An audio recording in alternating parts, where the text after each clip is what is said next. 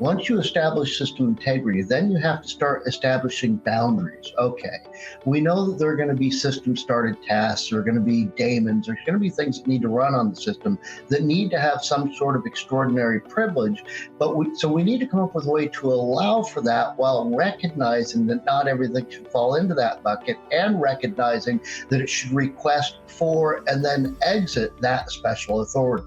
And that's where we got things like the APF list and LPA libraries and readily available system callable services, linked lists, and things like that. So security starts with all of that, but then continues on to understanding what it is you need to protect the operating system and its environment from, while allowing these tasks and users to get their job done.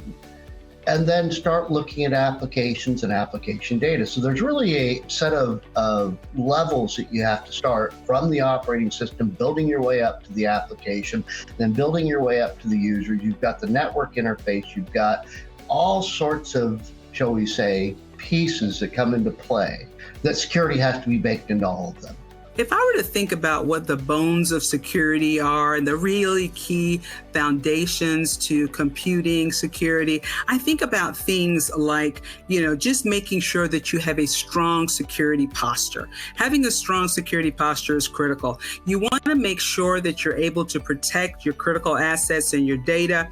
You want to ensure that you have a reliable and trustworthy system. And that really is very critical for business operations. And there are a lot of areas that kind of fall into that, a lot of unique capabilities that need to be deployed in order to achieve a strong security posture.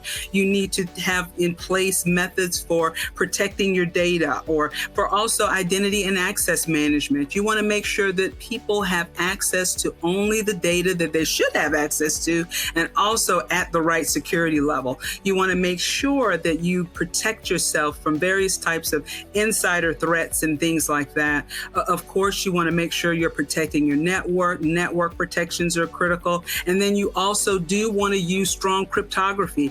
Weak cryptography opens you up to vulnerabilities. And so that's something you want to make sure that you are taking care of. You also think about things like redundancy and resilience when it comes to security on a platform. And so those are some of the key areas that we focus on when we think about having foundational elements in place to protect our system. We think about defense in depth. We think about zero trust architecture, different kinds of things like that, because it's really, really critical, I should say, to make sure that we are taking security seriously and that we also are complying with the regulations that are critical to the various industries and also the various geographies, because that also plays into it. So there's just a number of factors that are there, but definitely being concerned about your security posture, the strength of it, how you protect your critical data, and making sure that you have a trustworthy system is really in the critical path.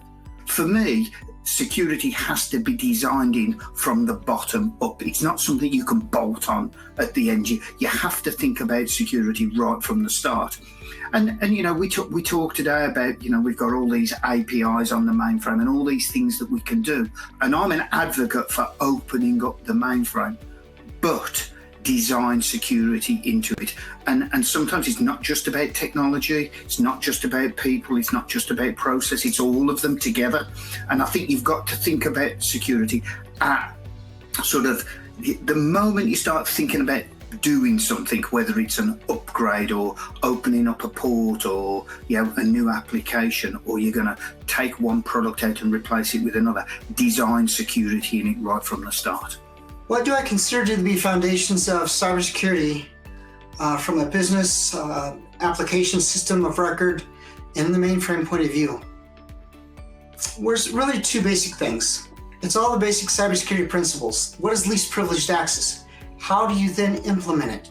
You look at all the broad cybersecurity requirements, whether it's PCI DSS, NIST, DORA, ISO 27001, and numerous other requirements. They're all broad in nature. How do we apply those to the specific IBM mainframe platform to secure the platform, the applications, and of course the critical data? That's very important, and it's one of the critical foundations. other item that we can never neglect, whether or not AI blossoms as it's expected to do or not, is the people. We must have them because that's what dictates and drives all the foundational requirements for computing, for technology, for data processing. And if we have digital assets, then we must secure them. It's the people's data that drives all this. It's that data that we're required to secure. It's my daughter's data. It's my wife's data. It's my data. It's your data. Those really are the foundations of cybersecurity, regardless of platform, of course, including the mainframe.